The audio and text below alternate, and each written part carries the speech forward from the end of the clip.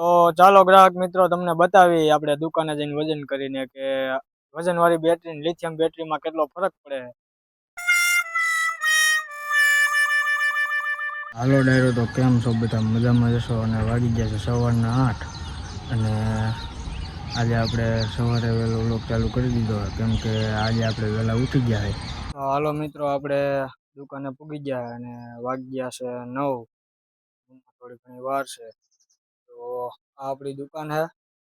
અને તો ખેડૂત મિત્રો, આપણે આવી ગયા ગિરીશભાઈની વાડીએ અને એના પંપમાં આપણે લિથિયમ બેટરી નાખી. તો કેવું રિઝલ્ટ છે તો ચાલો આપણે ગિરીશભાઈ પાસેથી જાણીએ. અને તમારે પણ નાખવી હોય તો આપણો કોન્ટેક કરજો. માધવ ઇલેક્ટ્રિક, ખજૂરી ગુંદાળા. આપણો નંબર છે 9101644012. અને ચાલો તમને ગિરીશભાઈ વાત કરાવું, જાણીએ કે કેવું રિઝલ્ટ છે. ગિરીશભાઈ, આપણે તમારા પંપમાં લિથિયમ બેટરી નાખી હતી, એનું રિઝલ્ટ કેવું આવે?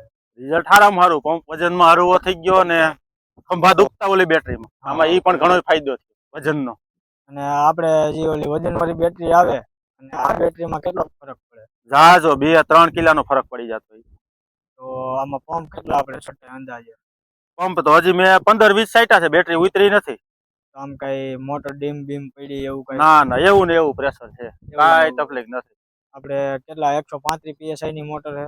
135. તો આપણે ગ્રાહક મિત્રોને શું જણાવશો તમે? લિથિયમ બેટરી નાખો, વજનમાં હળવી છે, હાંકવામાં સારી છે, પાવરમાં મોટર ડીમ નથી થતી, એક ધારો પાવર આવે છે. અત્યારે તમે આ બે નોઝલ ચાટો તો એમાં કેવું રિઝલ્ટ મળે છે? આરામ સારું. 2-4 કણાની 8 કણાના ફુવારા હાલે છે. તોય મોટર ડીમ નથી હાલે. તો જોરદાર રિઝલ્ટ છે ને? જોરદાર. તો ગ્રાહક મિત્રો, તમને જણાવ્યું. તો તમારે નાખવી હોય તો તમને આગળ નંબર આપી દીધો હોય તો આપણો કોન્ટેક કરજો. તો ચાલો તમને બતાવું કે આગળ ફુવારા કેવા થાય.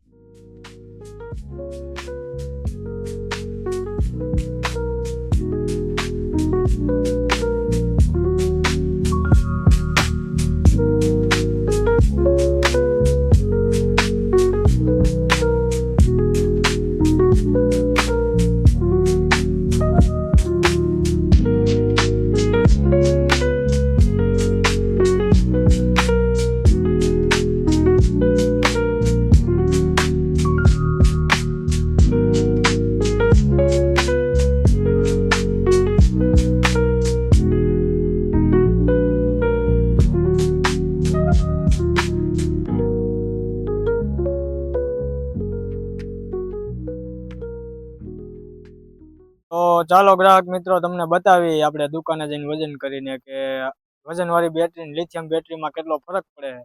તો ચાલો વિડીયો જોવાનું ન ભૂલતા. તો ચાલો તમને બતાવીએ. મિત્રો, આ લિથિયમ બેટરી 1 કિલો 370 ગ્રામ વજન છે. અને હવે તમને વજનવાળી બેટરી બતાવું.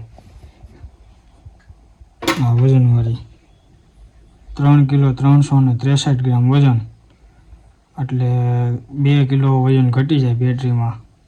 તો આવી બેટરી નખાય વજન વગરની. તો મિત્રો, અમારા ગામના ખેડૂતની વાડીએ આપણે આવ્યા છે અને હુરવાની સીમમાં છે. અહીંથી જોવો તો રેલનો પાટો દેખાય અને આ 37 નંબર માંડવી વાવેલી છે. અને 1 મહિનો થવા આવ્યો છે માંડવીનો. તમે ખાલી કુણપની જોઈ લો મિત્રો, 1 નંબર છે માંડવી. તો આ માંડવી 37 નંબર છે. અને આ ત્રીજું એમ કંઈક પાણ હાલે છે. તો માંડવી કેવી છે કોમેન્ટ કરજો. અને આમાં કંઈ કરવું પડે એમ હોય, દવા બવા મારવી પડે એમ હોય, કોઈ ખેડૂત મિત્રોને ખબર હોય તો જણાવજો કે શું કરવું પડશે. તો ચાલો મળીએ નેક્સ્ટ વિડીયોમાં. અને